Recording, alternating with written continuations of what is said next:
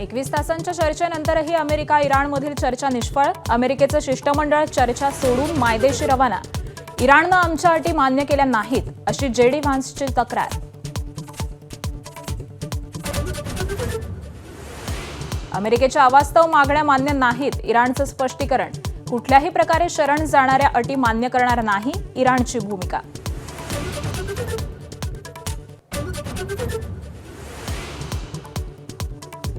पाकिस्तानात शांती वार्ता सुरू असताना देखील इस्रायलचे लेबनॉनवरती हल्ले सुरूच. गेल्या 24 तासांमध्ये 97 जणांचा मृत्यू, तर आतापर्यंत इस्रायलच्या हल्ल्यामध्ये 2020 जण ठार. सुनेत्रा पवार आज प्रचाराचा नारळ फोडणार. कन्हेरीतील हनुमान मंदिरामध्ये दर्शन घेऊन प्रचाराला सुरुवात करणार. राष्ट्रवादीचे नेते उपस्थित राहणार.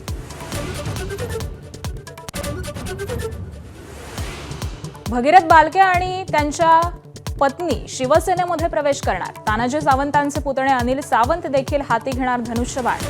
उपमुख्यमंत्री शिंदे आज पंढरपूरच्या दौऱ्यावर.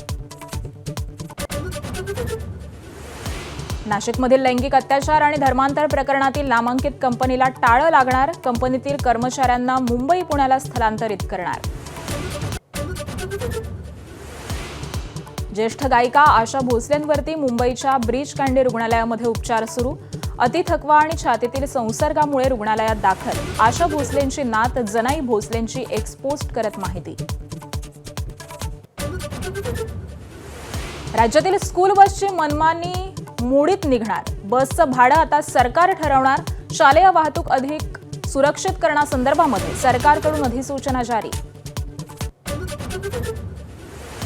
यंदाच्या आयपीएलच्या मोसमामध्ये चेन्नई सुपर किंग्सनं उघडलं विजयाचं खातं. दिल्ली कॅपिटल्सवरती 23 धावांनी विजय. संजू सॅमसनची नावात 115 धावांची खेळी.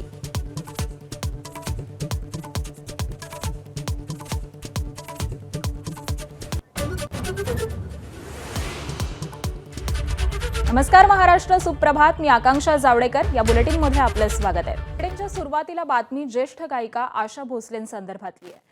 ज्येष्ठ गायिका आशा भोसले यांची प्रकृती ही अचानक खालावल्यामुळे त्यांना तातडीनं मुंबईतील ब्रीच कँडी रुग्णालयामध्ये दाखल करण्यात आलंय.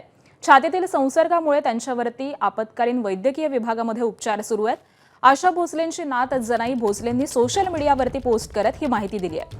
92 वर्षांच्या आशा भोसलेंच्या प्रकृतीवरती डॉक्टर सतत लक्ष ठेवून आहेत आणि दरम्यान मंत्री आशिष शेलार यांनी ब्रीच कँडी रुग्णालयामध्ये जाऊन आशा भोसलेंच्या तब्येतीची विचारपूस केली आहे.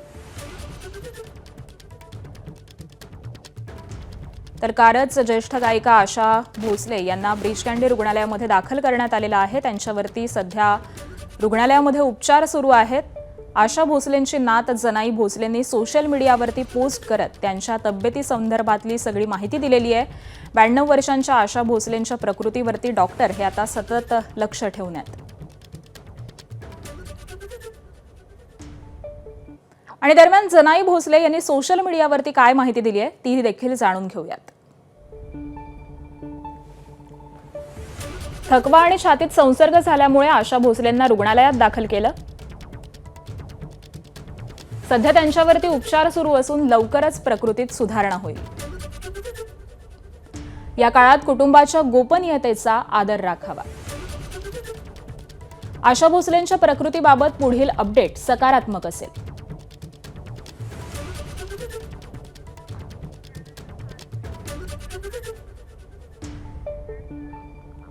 आणि यानंतर बुलेटिनमध्ये बातम्यांचा वेगवान पद्धतीने आढावा घेऊयात. नाशिकमधील अशोक खरात प्रकरणातले महत्त्वाचे पुरावे सरकारच्या हाती लागलेले आहेत. अशोक खरातनं 2-3 नेत्यांच्या फोटोवरती फुली मारलेली होती, मात्र अजित पवारांच्या फोटोवरती फुली नव्हती. दरम्यान खरातचा मुक्काम हा आयुष्यभर कारागृहामध्ये राहील अशी भक्कम केस उभी करण्याचा सरकारचा प्रयत्न आहे. गृह मंत्रालयाच्या उच्चस्तरीय सूत्रांनी ही महत्त्वाची माहिती दिली आहे. लैंगिक अत्याचार आणि धर्मांतर प्रकरणानंतर नाशिकमधील नामांकित कंपनीला टाळं लागणार आहे. कंपनीमधील कर्मचाऱ्यांना मुंबई पुण्यातील इतर प्रोजेक्ट्समध्ये शिफ्ट केलं जाणार आहे. नाशिकमधील प्रकरण हे उघडकीस आल्यानंतर कर्मचाऱ्यांना नाशिक युनिटमध्ये येण्यास मनाई आहे. मोजकेच कर्मचारी हे पोलीस तपासासाठी कंपनीमध्ये येत असल्याची माहिती सूत्रांनी दिली आहे. घटनेचा तपास करण्यासाठी नाशिक पोलिसांनी एसआयटीची स्थापना केली आहे. कंपनी आवारामध्ये काही अनुचित प्रकार घडू नये यासाठी पोलिसांचा बंदोबस्त हा तैनात करण्यात आलाय. तीर्थक्षेत्र विकास आघाडीचे नेते भगीरथ भालके, त्यांच्या पत्नी आणि पंढरपूरच्या नगराध्यक्ष डॉक्टर प्रणिता भालके, माजी मंत्री तानाजी सावंत यांचे पुतणे अनिल सावंत आणि शेकडो पदाधिकाऱ्यांसह आज एकनाथ शिंदे यांच्या उपस्थितीमध्ये शिवसेनेमध्ये प्रवेश करणार आहेत। सत्ताधाऱ्यांकडून सुरू असलेली पिळवणूक रोखण्याची ताकद हे सत्तेतील एकनाथ शिंदे यांच्यामध्येच आहे, असा टोला देखील भालके यांनी लगावलाय। दरम्यान 2029च्या विधानसभा निवडणुकीमध्ये पंढरपूरचा आमदार हा शिंदेंच्याच विचारांचा असेल, असं देखील भालके म्हणालेत। अजित पवारांच्या निधनानंतर दोन्ही राष्ट्रवादीच्या विलिनीकरणाच्या जोरदार चर्चा रंगलेल्या होत्या। सध्या या मुद्द्यावरती फारशी चर्चा नसली तरी विलिनीकरणाला भाजपनं हिरवा झेंडा दाखवलाय का, अशी चर्चा सुरू झाली आहे। त्याचं कारण म्हणजे दोन्ही राष्ट्रवादीच्या विलिनीकरणाला आमचा विरोध नसेल, अशी चर्चा भाजपच्या उच्च पदस्थ वर्तुळामध्ये झाल्याचं कळतंय। विलिनीकरणाचा निर्णय राष्ट्रवादीनंच घ्यावा, असा एक मतप्रवाह भाजपच्या वर्तुळात आहे। मात्र सध्याची परिस्थिती पाहता विलिनीकरण होईल असं वाटत नाही, असा देखील अंदाज भाजपकडून वर्तवण्यात आलाय। त्यामुळे राष्ट्रवादीच्या विलिनीकरणाला भाजपनं एक प्रकारे परवानगीच दिली आहे का, असाही प्रश्न निर्माण होतोय।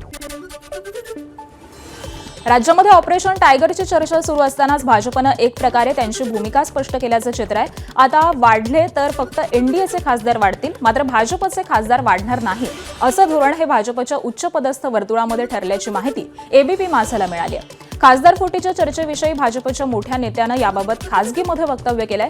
त्यामुळे एनडीएचे खासदार वाढतील म्हणजेच भाजपनं शिवसेनेला इतर पक्षांच्या खासदारांच्या प्रवेशाला एक प्रकारे परवानगीच दिल्याची चर्चा आहे। मात्र भाजपमध्ये इतर कोणत्याही पक्षाच्या खासदारांना एंट्री नसेल, अशी भूमिका भाजपनं घेतल्याचं कळतंय।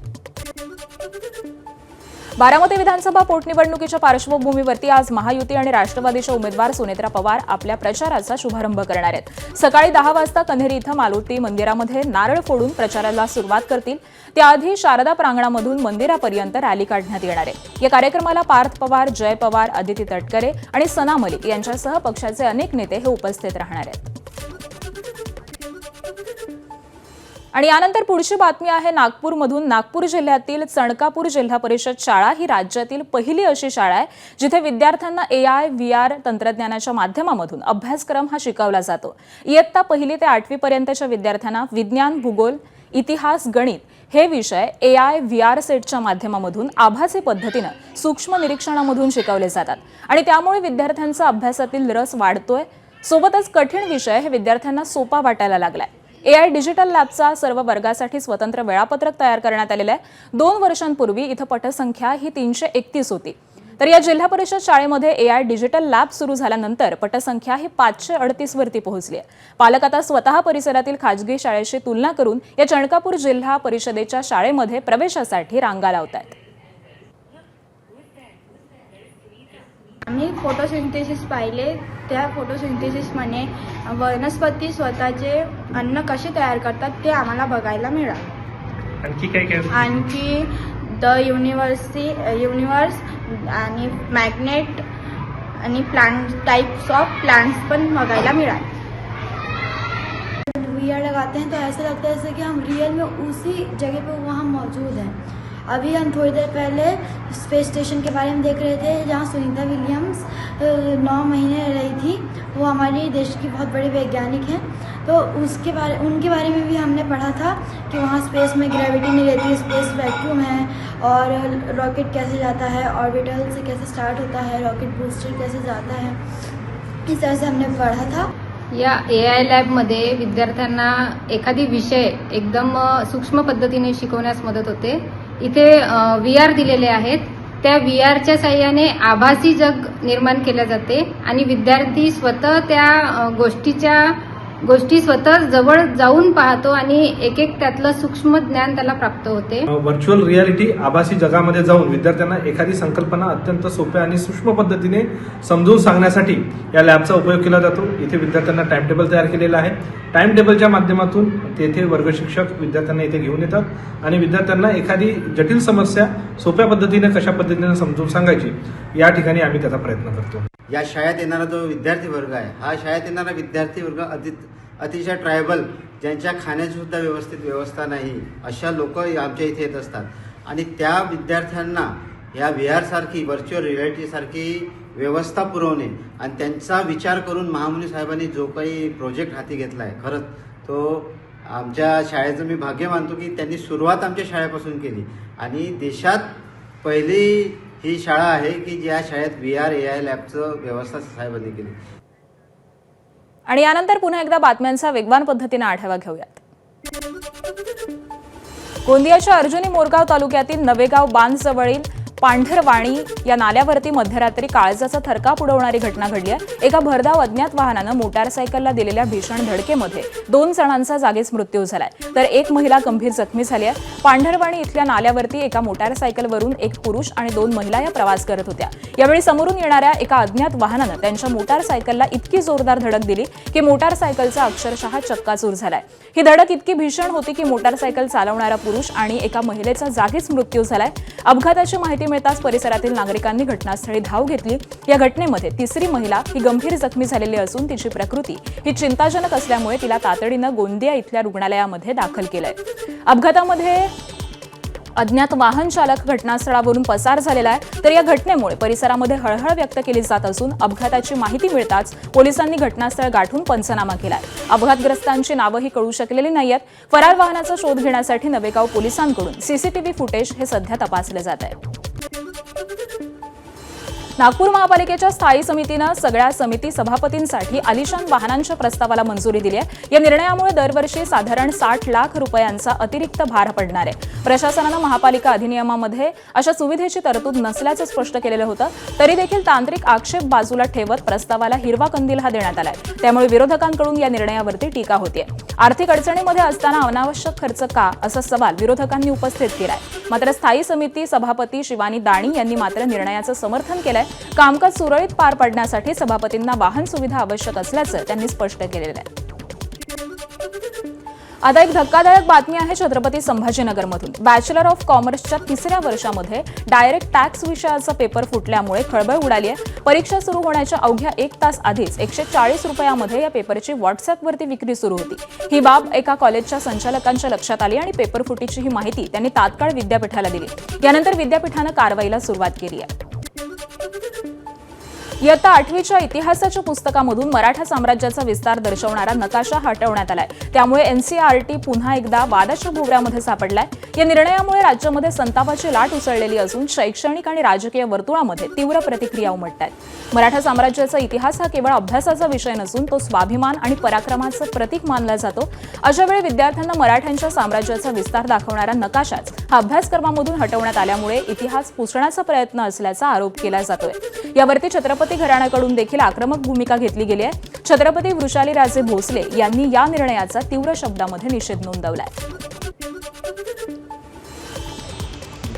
NCERTने इयत्ता 8वीच्या पुस्तकातून मराठा साम्राज्याचा विस्तार दर्शवणारा नकाशा हा काढून टाकलेला आहे आणि ही अतिशय खेदजनक आणि निषेधार्ह गोष्ट आहे.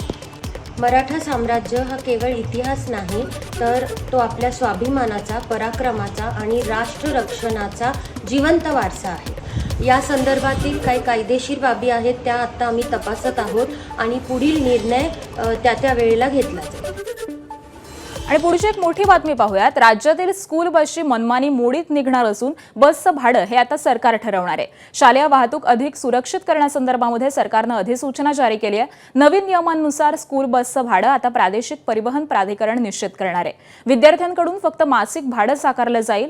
एक रकमी आगाऊ रक्कम घेण्यास मनाई करण्यात आली आहे आणि त्यामुळे पालकांना आर्थिक दिलासा मिळणार आहे. त्याबरोबरच शाळकरी विद्यार्थ्यांच्या सुरक्षिततेसाठी मोठे बदल करण्याचा निर्णय हा परिवहन विभागानं घेतलाय. त्यानुसार आता स्कूल बसना डिजिटल सेफ्टी मॉनिटरिंग सिस्टीम आणि पॅनिक बटन बसवणं हे बंधनकारक आहे. शालेय वाहतूक अधिक सुरक्षित, पारदर्शक आणि उत्तरदायी करण्यासाठी राज्य सरकार कटिबद्ध असल्याचं परिवहन मंत्री प्रताप सरनाईक यांनी म्हटलेलं आहे.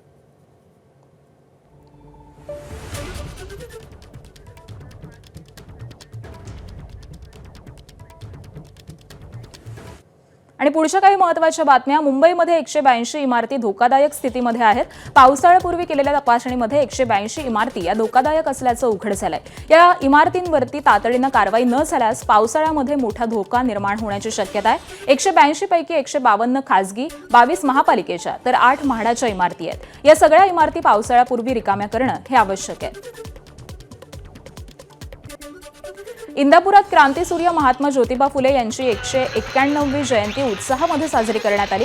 जयंतीनिमित्त भव्य मिरवणूक काढण्यात आली. मिरवणुकीमध्ये कृषीमंत्री दत्तात्रय भरणे यांनी डीजेच्या तालावरती ठेका धरला. मिरवणुकीमध्ये महिलांनी पिवळे फेटे बांधत मोठ्या संख्येनं उत्साहामध्ये सहभाग नोंदवला.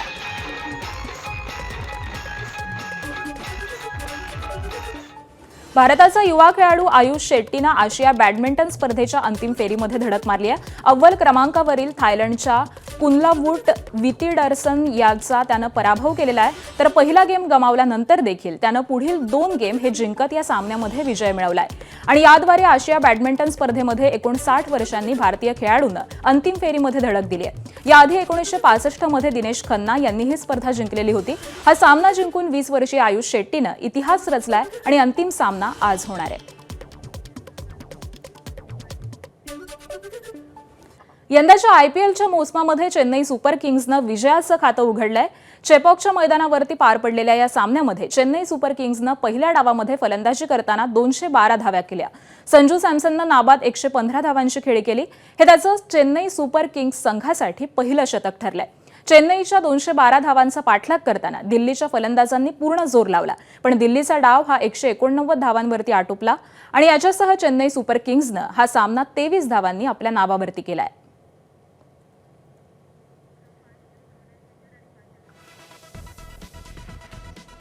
पश्चिम रेल्वेवरती आज सांताक्रूज आणि गोरेगाव दरम्यान जम्बो ब्लॉक घेण्यात येणार आहे. रेल्वे रूळ, सिग्नल यंत्रणा आणि ओव्हरहेड उपकरणांच्या देखभालीची कामं करण्यासाठी हा ब्लॉक घेण्यात येईल.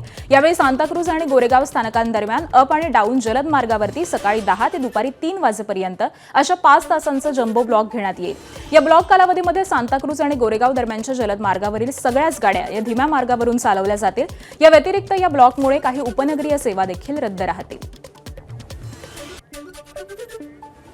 आणि यानंतर पुढची एक मोठी बातमी जाणून घेऊयात. इराणला कोणतीही कल्पना न देता जेडी व्हान्स हे मायदेशी रवाना झालेले आहेत. आजची चर्चा ही सुरू राहणार असल्याची इराणला आशा होती, मात्र तसं न होता जेडी व्हान्स हे आता मायदेशी रवाना झालेले आहेत. या संदर्भामध्ये इराणला कोणतीही कल्पना ही देण्यात आलेली नाहीये आणि ते आपल्या मायदेशी रवाना झालेले आहेत. त्यामुळे आज ही चर्चा सुरू होईल अशी आशा होती, मात्र आजची चर्चा ही होणार नाहीये आणि त्यामुळे एक प्रकारे जी ही शांती चर्चा होणार होती ती निष्फळच ठरलेली आहे असंच म्हणावं लागतंय. आणि अमेरिकेसोबत पुढे कुठलीही चर्चा करण्यास इराण उत्सुक नाहीये. इराण पुढच्या टप्प्यामध्ये कुठलीही चर्चा करणार नाही असं देखील आता सांगण्यात आलेलं आहे. अमेरिकेचे उपाध्यक्ष जेडी व्हान्स हे मायदेशी परतलेले आहेत आणि त्यानंतर इराणसोबत पुढे कुठलीही चर्चा करण्यास इराण उत्सुक नसल्याचं कळतंय.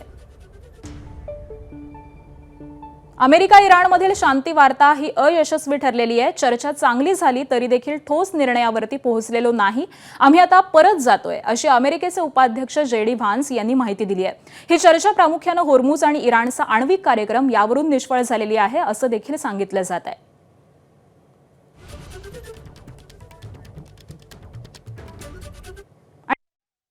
अध्यक्ष जेडी व्हान्स यांनी नेमकी काय प्रतिक्रिया दिली आहे पाहूयात.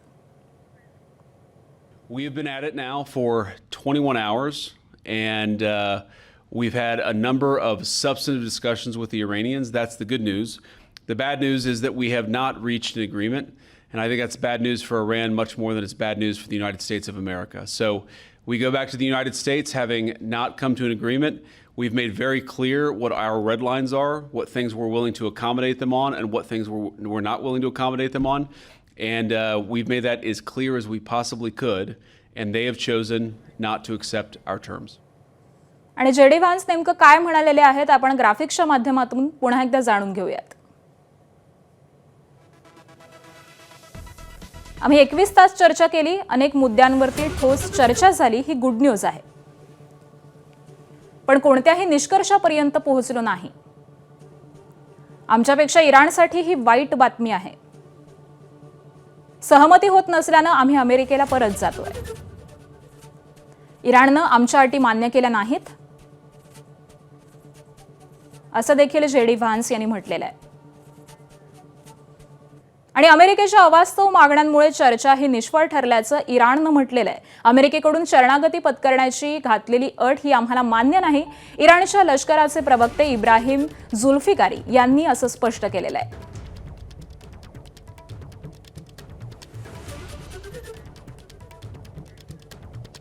आणि दरम्यान ही शांती वार्ता काल दुपारी 1 वाजल्यापासून सुरू होती. होर्मुझच्या सामुद्रधुनीसह युरेनियम समृद्धीकरणावरती दोन्ही देशांमध्ये मतभेद झाले आणि त्यामुळे सलग सुरू असलेल्या चर्चेमध्ये दोन्ही देशांनी ब्रेक घेतलेला होता. 47 वर्षांनंतर अमेरिका आणि इराणमध्ये ही चर्चा झालेली होती. या बैठकीमध्ये सुरक्षा, राजकारण, लष्कर, अर्थव्यवस्था, इराणची गोठवलेली मालमत्ता आणि कायदेशीर मुद्द्यांवरती चर्चा झालेली आहे. अमेरिकेच्या बाजूने उपराष्ट्रपती JD व्हान्स तर इराणच्या बाजूने संसदेचे अध्यक्ष मोहम्मद बागेर गलिबाफ यांनी नेतृत्व केलेलं होतं. आणि कोणत्या देशामध्ये इराणची किती मालमत्ता ही गोठवली गेली आहे ते देखील आपण जाणून घेऊयात.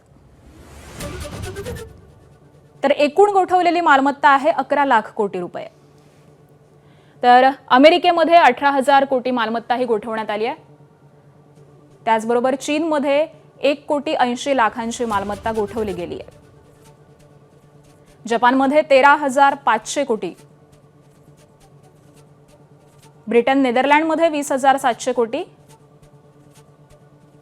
दक्षिण कोरियामध्ये 63,000 कोटी रुपयांची मालमत्ता ही गोठवली गेलेली आहे. आणि त्याचबरोबर इराकमध्ये देखील 54,000 कोटी रुपयांची मालमत्ता गोठवली गेली आहे. आणि लक्झेमबर्गमध्ये 14,400 कोटी रुपयांची मालमत्ता ही इराणची गोठवली गेलेली आहे.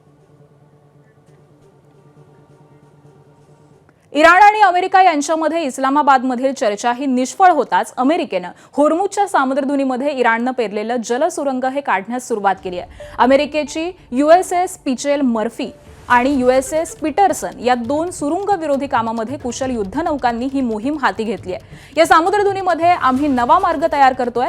या माध्यमामधून जागतिक समुद्री व्यापार मार्ग हा सुरक्षित करू, असं अमेरिकेच्या केंद्रीय कमांडचे प्रमुख ॲडमिरल ब्रॅड कूपर यांनी म्हटलेलं आहे.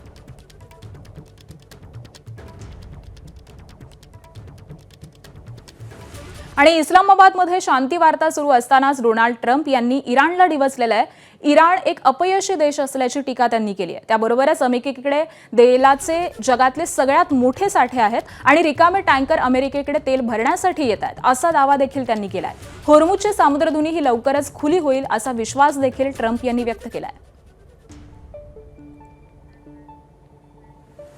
आणि पाकिस्तानच्या इस्लामाबादमध्ये अमेरिका आणि इराणच्या शिष्टमंडळामध्ये चर्चा सुरू असताना अमेरिकेचे राष्ट्राध्यक्ष डोनाल्ड ट्रम्प यांनी मात्र एक्स या सोशल मीडिया अकाउंटवरून इराणला डिवचण्याची एकही संधी सोडलेली नाहीये.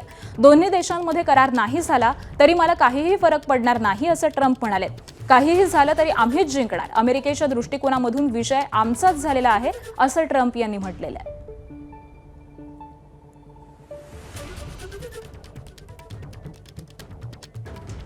आणि इस्रायल आणि लेबनॉनमध्ये हल्ले आणि प्रतिहल्ले सुरू आहेत. येत्या 14 तारखेला दोन्ही देशांमध्ये अमेरिकेमध्ये चर्चा सुरू होण्याची शक्यता आहे. पण त्याआधीच इस्रायलनं केलेल्या हल्ल्यामध्ये लेबनॉनच्या 10 नागरिकांचा मृत्यू झालाय. तर दुसरीकडे हिजबुल्लाहने देखील इस्रायलच्या लष्करी तळांवरती हल्ले केलेत.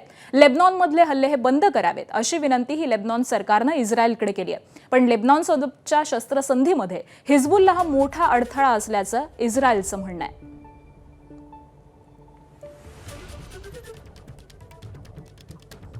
पाकिस्तानच्या परकीय चलन साठ्याला स्थिरता देण्यासाठी सौदी अरेबिया आणि कतार यांनी मिळून 5 अब्ज अमेरिकन डॉलर्सची आर्थिक मदत देण्याचं आश्वासन दिलंय. ही मदत अशा वेळी जाहीर करण्यात आलेली आहे जेव्हा पाकिस्तान एप्रिलच्या अखेरीस संयुक्त अरब अमिरातीला 3 अब्ज डॉलर्सची परतफेड करण्याच्या तयारीमध्ये आहे. आणि या आर्थिक मदतीमुळे पाकिस्तानच्या परकीय चलन साठ्यावरचा दबाव हा काही प्रमाणामध्ये कमी होण्याची अपेक्षा आहे. त्याबरोबरच या निर्णयामुळे देशाच्या आर्थिक स्थिरतेला आधार मिळू शकतो असं देखील मानलं जात आहे.